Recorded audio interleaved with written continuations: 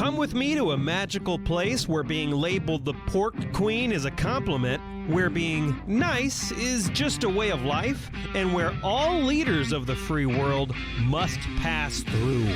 Welcome to Iowa. Whether you're a current Iowan, an Iowa expat, or an Iowan at heart, this show is for you. This is the Iowa Podcast. Real Iowans, real talk, no drama.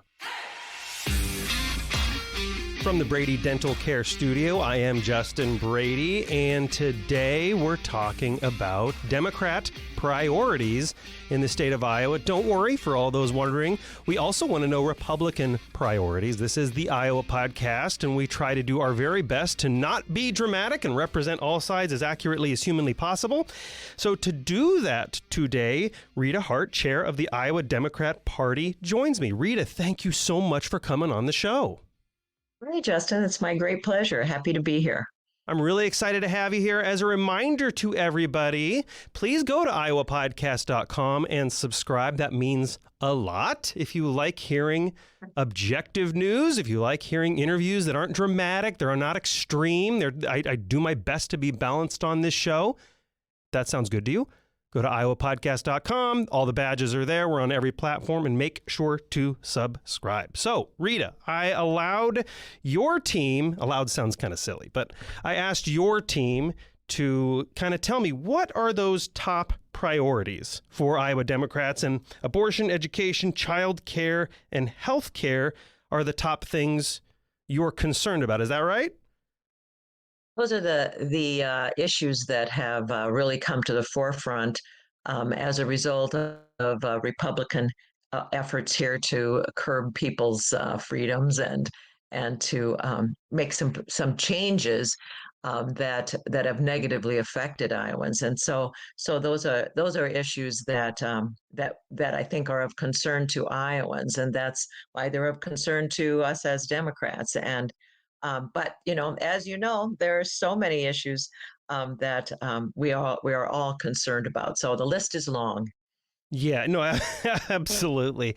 And we'll start with the abortion topic. And I want to say that obviously I was speaking to a few different people just for on-the-ground perspective on this before speaking with you, Republicans and Democrats, and they were very kind in reminding me that this is an extremely sensitive issue, and people have very, very specific thoughts on it. So just to one of my Democrat friends about my age, they told me their wife was in tears when this bill passed, when Governor Reynolds signed this bill. So very sensitive. It means a lot to people, and it really, in their view, on both sides, it changes their life dramatically.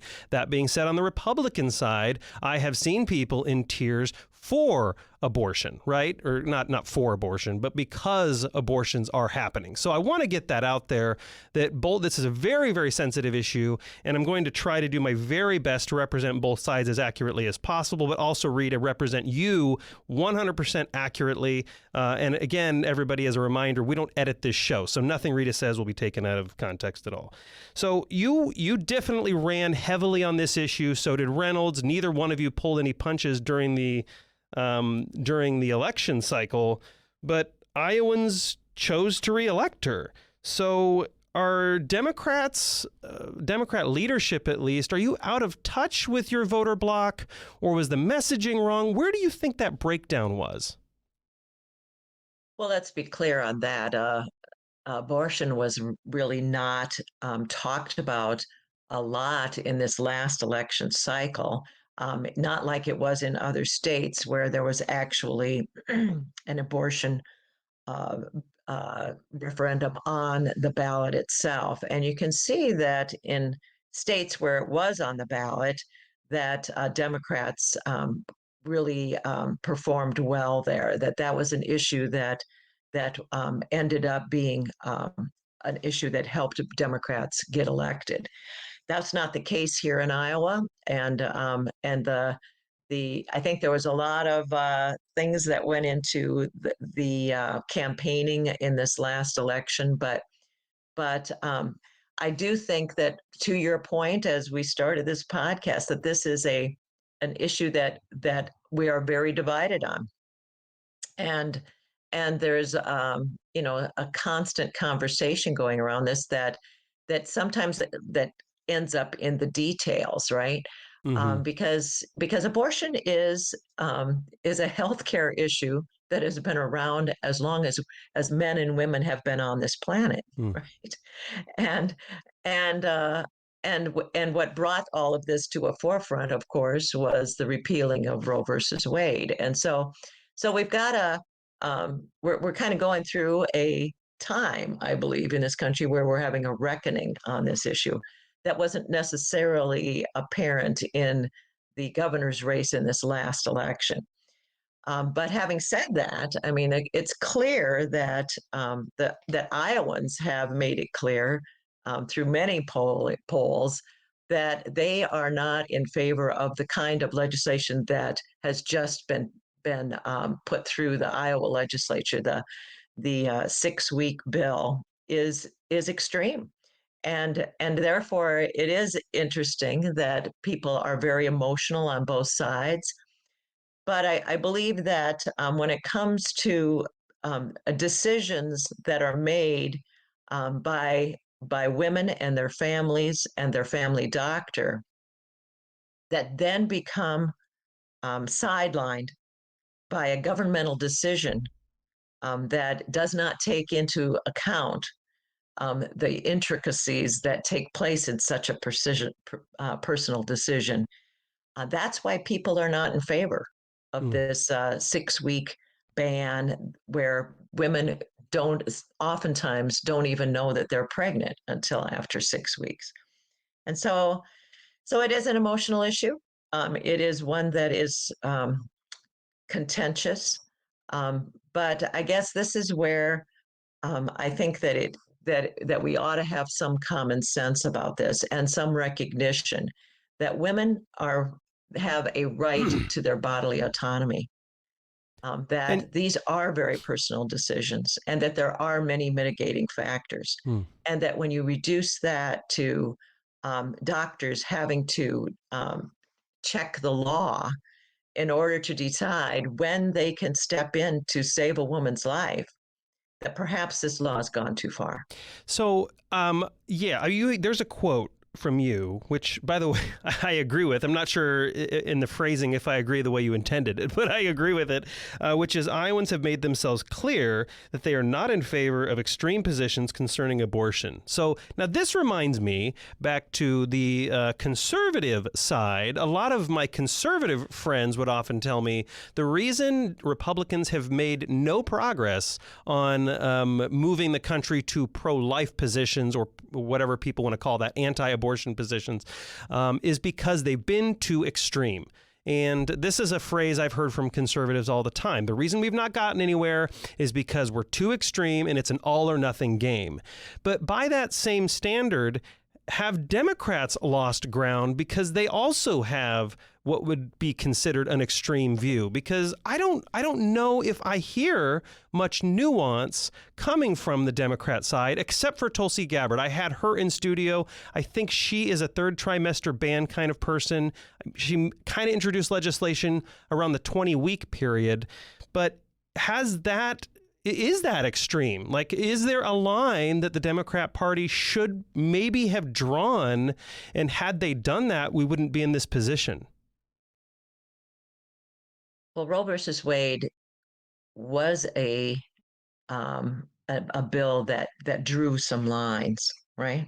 That um, that that talked about um, that those kinds of restrictions that I think most people are looking for when it comes to this issue, right?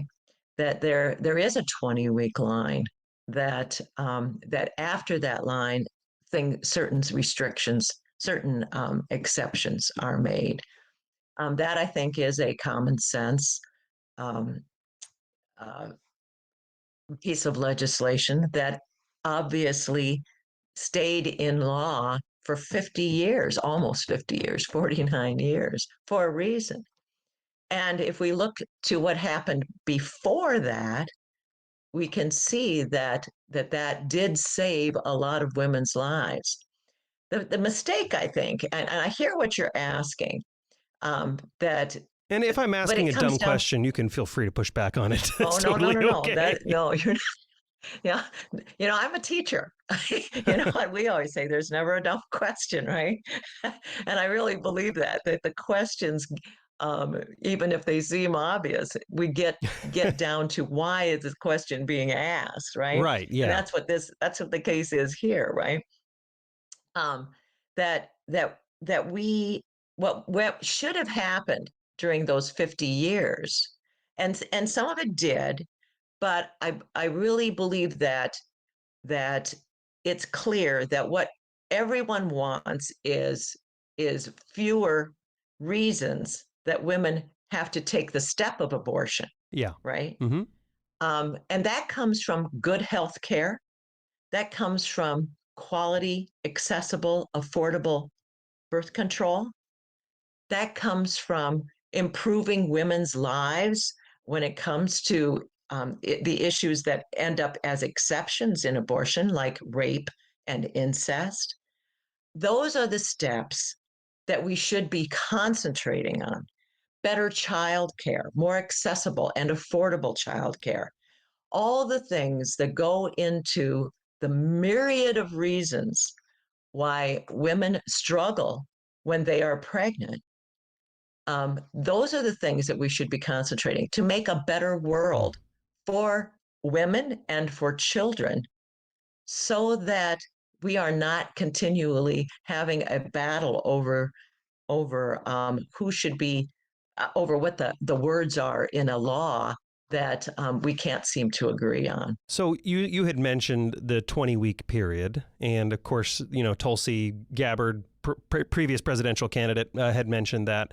I mean, because right now, as we're recording this, there's been an injunction, and Governor Reynolds' heartbeat bill is it's temporarily being held. So I don't know where the future holds. I don't know what happens at the Supreme Court of Iowa, but if let's say that everything gets rolled back and the heartbeat bill does not move forward, am I hearing that the Iowa Democrat Party would maybe consider putting in place a 20-week line? Well, you're asking a legislative question now, right? Correct. And I'm not a legislator. I'm not a leader in the under the dome.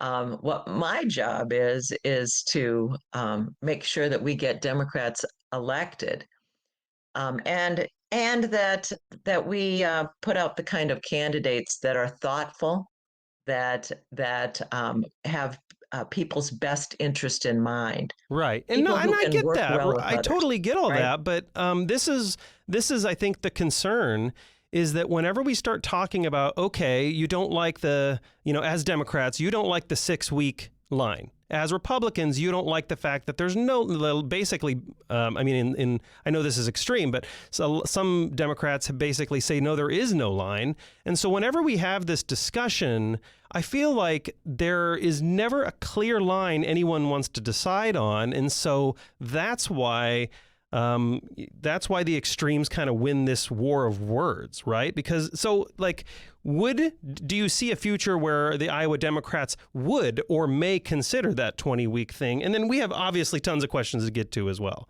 But do you see that being Well, potential of the Democrat platform? again, I'm not in the legislature to know what the will of the lead of the Democratic elected representatives is, but I can tell you that to go back to the fact that Roe versus Wade again served this country for almost 50 years, that tells me that law was good law, and I know that Democrats are supportive of that. Will they be entertaining some other form of that? That remains to be seen. Mm, But again, I think that if we could settle this issue and then concentrate on the issues that I talked about, yeah. the issues about how to reduce the number of abortions in ways that we've seen happen, with better sex education taught in our schools, with with better methods of birth control, with more accessibility and affordability, all those things. Those by improving women's health care. Yeah. That's how we can get to a place where we can all And feel more comfortable. obviously, I want to move on to that stuff as well. Just the last point on this, and then I promise we'll move on, because it's a very important issue. I know people are very interested in this topic, but 80% of Americans think third trimester abortion should be illegal, and that number is 65% in the second trimester. So the big question I have for the Iowa Democrat Party, because I have the same question for the Iowa Republican Party, which is the all or nothing strategy worth it to you, right? This is the question I've had for them for years. But the question I have for Democrats now is it an extreme view when no one on the Democrat Party wants to draw a line, yet 80% of the country think at least third trimester? You can address that if you want to, or we can talk about education. Third trimester. I don't know the statistics that you're citing here because I don't know what the question was. Right. True. Do That's fair. people, That's fair. is third trimester abortions just in general? That does not exist and has not existed under Roe versus Wade. But do people believe that if a woman's life is in danger, if this child, if this pregnancy, um, um, if this decision around abortion rests around the fact that there's not going to be a healthy child born, that child is not um, it's not sustainable with Mm. life. Do people still believe that there should be third trimester abortions? I think that statistic is very misleading. So you are a former English teacher, and I always want to try to, by the way, give you the last word on anything that may be a little bit debatable, right? So I want to make sure you get the last word in on all these things. So let me know if you have a period to make on something. So you're a former English teacher and a believer in public education. Now, I've actually seen this phrasing change, which is people who are education advocates are suddenly very clear that it's public education. Now, obviously, I know why that word is in there now.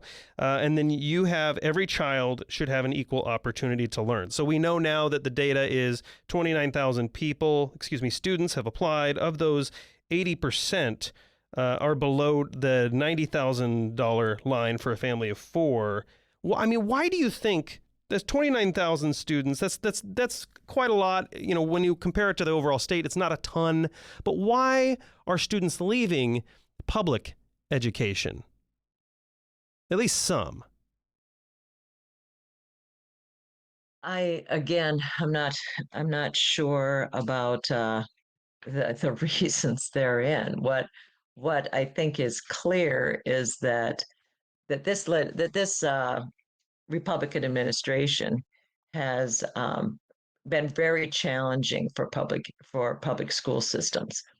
That the budgeting and the financial challenges that schools have faced over the last 10 years are considerable. Um, there are many reasons why people choose to take a child from one school system to another. So I don't know the ins and outs behind that. What I do know is that the state of Iowa has always supported both the public and private systems. But this legislation again is very extreme, and it takes us to a different level, where again we have taxpayer money, considerable taxpayer money, that is now being taken away from the public school system to support a private school system that doesn't play with the same rules, that does not have to accept every student, that has the ability to not educate every child that knocks on their door. It's an unfair system to to take the step that this legislation does.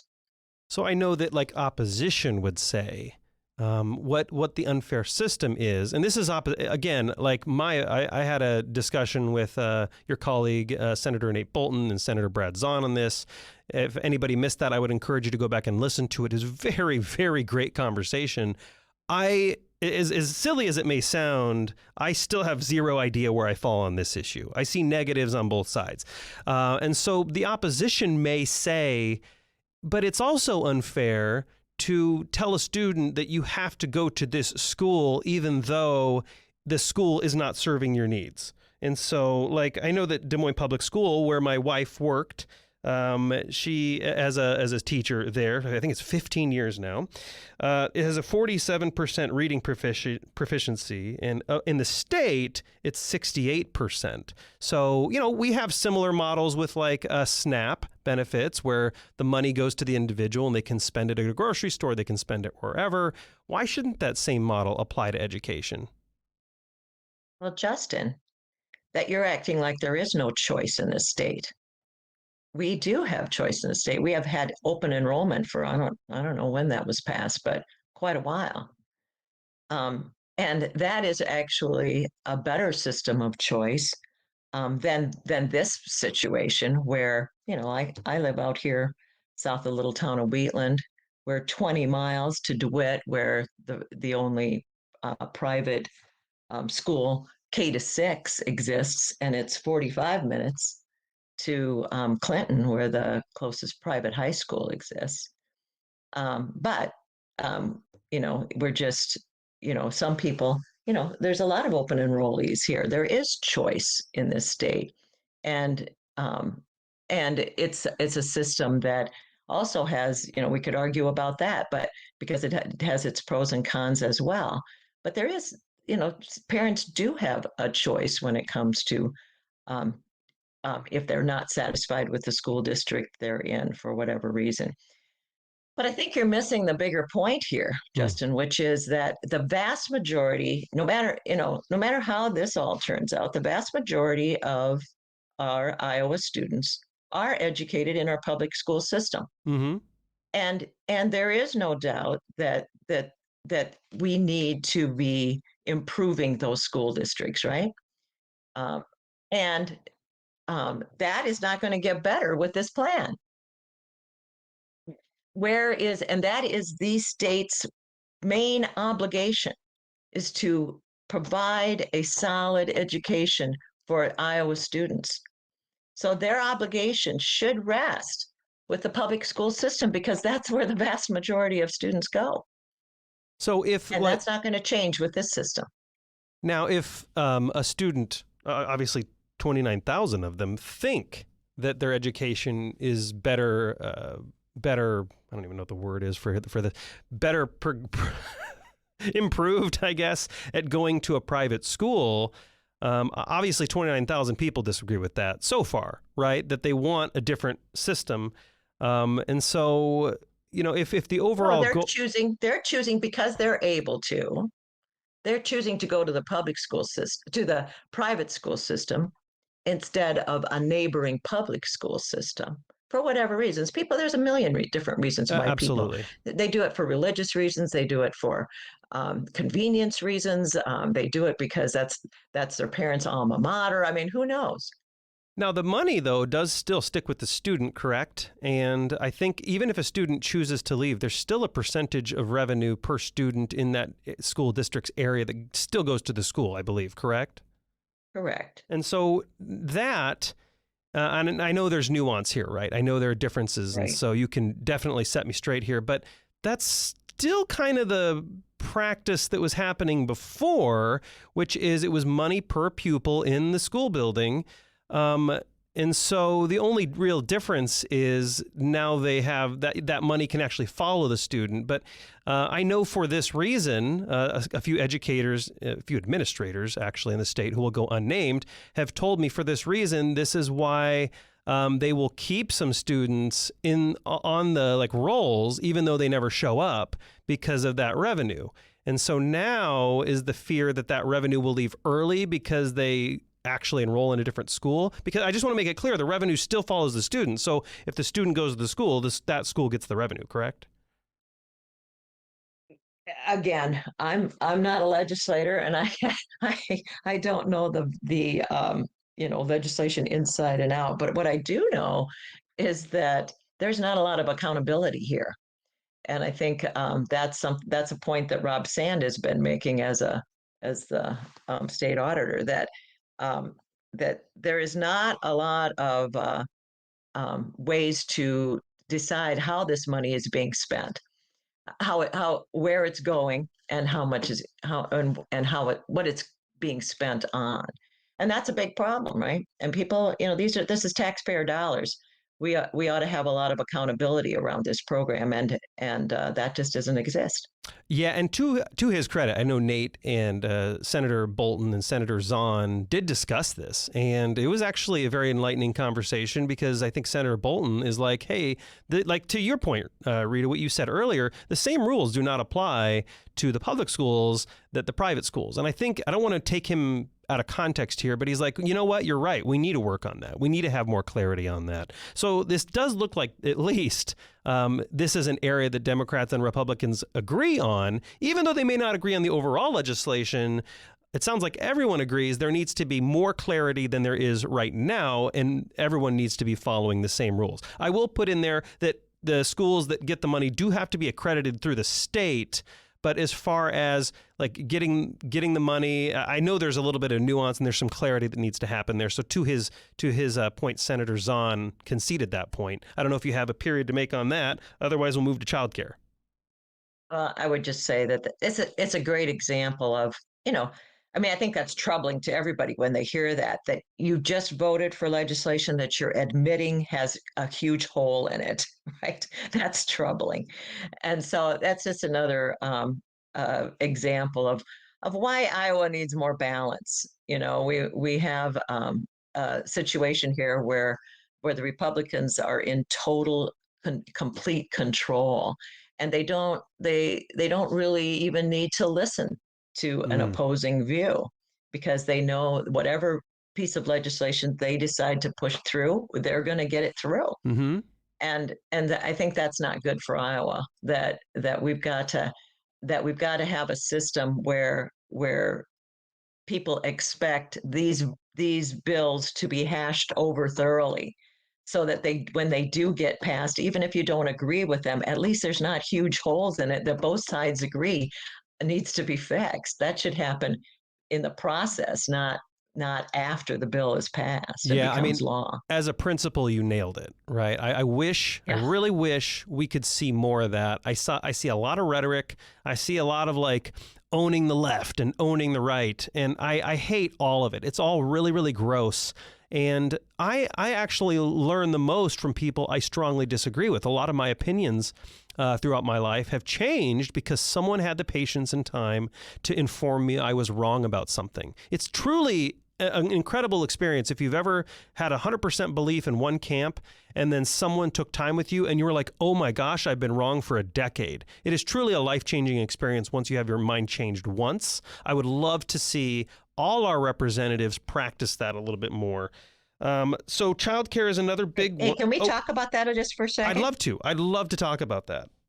Yeah. So, that's one reason why I said yes to this job, because, like everyone that I know, I mean, we all have this same conversation about how divisive things have become, not just politics, but it's bled out to other areas as well. It feels like we're in different camps, um, in everywhere we go. And it's broken up families. I can't think of anybody Mm, that has not had a family situation affected by this change in how the people in our country talk to one another, right? mm, yeah. And I tell this story about how when I was a kid, growing up, my mom was a really strong Republican. My dad was a really strong Democrat. They were just both really great people, and they were very involved in various things in the community. And they would host both caucuses in our house at the same time. when I was real Wow. little. That's incredible. And and that and now we look back at that and think it's incredible. At the time, it was nothing. It was just nobody even thought twice about it, right? Yeah. But I remember as a kid sitting on the stairway listening to the conversations because, we didn't get a lot of people in our house very often and they were having fun. And I wanted to hear that, right? And so I remember that back and forth, the different conversations going on in the two different rooms, but then they tease each other, and then sometimes they would, argue a bit. So there was reasons why they were in separate rooms. But in the end, they all ended up in the kitchen with a beer or a cup of coffee or whatever, and they left as neighbors and friends. Yeah. That's what we're all hungry for again. Mm-hmm. That ability to not agree all the time, but to agree that we're friends and neighbors first, I right? mean, yeah. And Go ahead. Sorry. and that's why I said yes to. I mean, it's one of the reasons why I said yes to this job is because we've all been talking about this for quite a while about how unhappy that makes us and how wrong that is. But every one of us has got to do something to fix that. And I knew that as the chair of the Democratic Party, I have an opportunity to change the conversation, Yeah. to not be one of those people who is constantly on attack, but instead is a listener Yeah. and is really trying to do what's good for all of us instead of to people in just one party. So I take that very seriously. Yeah, and I really, really appreciate you saying that. Author Arthur Brooks, and he's a Harvard professor as well. He does the happiness course at Harvard, if you've ever heard of this. Yeah, I have. Yeah, he has this incredible data set in one of his books that 93% of Americans absolutely hate how divided we are. They want to see Yeah. more healing. So I'm going to ask if Jeff Kaufman, like I told everybody, I have extended an invitation to Jeff Kaufman, the chair of the Iowa Republican Party. I just extended it. I haven't heard back yet. That's pretty fair. I did ask Governor Reynolds. So far, they have declined. They don't, I can't get them to commit to anything, which, okay. But here's the question. I will ask them this question when they come on too, that I'm going to ask you, right? Because I've seen some nasty tweets from Republicans and nasty statements that I hope that they want to retract. But I'm going to ask about your own side. I've seen some tweets from Democrat senators that are attacking like Hy-Vee, telling people not to shop there because they're donating to campaigns. Or I've seen tweets from Democrat senators labeling the opposition as fascist or Nazis. And so is the Democrat Party have a role if they want to like curb back the vitriol and the hatred? Does the Democrat Party have a role to correct this behavior or set an example or condemn it? Absolutely, we do. And again, that takes leadership. And that's why those of us who are in leadership need to take that very seriously and recognize that, I've been very careful about the statements that I put out. I don't know if people notice that I do. I'm Yeah, trying really hard I not to do absolutely that. do. You're very balanced. I appreciate that. And I hope that example, you know, is going to make a difference. I also need to address, I need to have these conversations with my fellow Democrats about how we do that. I'm a county party chair too, as well as the state party chair here in Clinton County. I've been doing that just for a little over a year. And that's something I take very seriously at that level, right? Is that we need to talk about how we talk to folks, right? There was a program called Better Angels, right? I don't know if you remember that. Mm-hmm. I think it's still around. I think it's called Braver Angels now, but that's the whole purpose of that organization too, is to teach people or to get Democrats and Republicans together and talk about how to talk to each other without lecturing, Mm. without condemning, and to truly learn how to listen to the other side and have one of those moments like you're talking about where you suddenly realize, oh my gosh, I I have been thinking incorrectly about this. Yeah. and this person is correct on this issue. That is, not only is that, kind of mind blowing, but it sets you up for real growth, and that's what we need. We Yeah. need to grow as a country, as a state, as communities. We need to continue to grow, and we're not growing when we shut down the other side and we don't think about what they're saying as actually having merit. Yeah. I And no, so, I yes, we have a role here, and we should take it, and we should take steps every day to try and move things in the right direction. I completely agree. And in the future, if, when, I don't, whatever phrasing works, the Democrats take over the state, I'm going to play that clip again to remind Democrats, hey, remember when no one was listening to you? I think this is such a perfect place to end it. I really appreciate your perspective on that. And of course, I really appreciate your time, as is in every case on a podcast. There are so many more things I want to get to. Childcare. We didn't go into childcare. I know you have a lot of plans and opinions on that. Healthcare. But you know what? Maybe we can talk about those in the future, because I know there will definitely be an opportunity to do that. Rita Hart, chair of the Iowa Democrat Party. If people want to know what priorities you have, they want to connect, they want to understand the platform, what's the best way for them to connect with the Iowa Democrat Party? Well, they can actually call me personally. Here's my phone number, 563-210-1252. But they can also connect with us. We have, of course, have a website, and there's a way to to connect with us there. They can also email me at chair@iowademocrats.org. IowaDemocrats.org is the website. Rita Hart, chair of the Iowa Democrat Party, thank you so much for coming on the show and talking to all the listeners today. I know they appreciate it, and I absolutely do too. Thank you, Justin. It was a great pleasure. And to my fellow Iowans, Iowa expats, and Iowans at heart, thanks for listening and subscribing to the Iowa Podcast.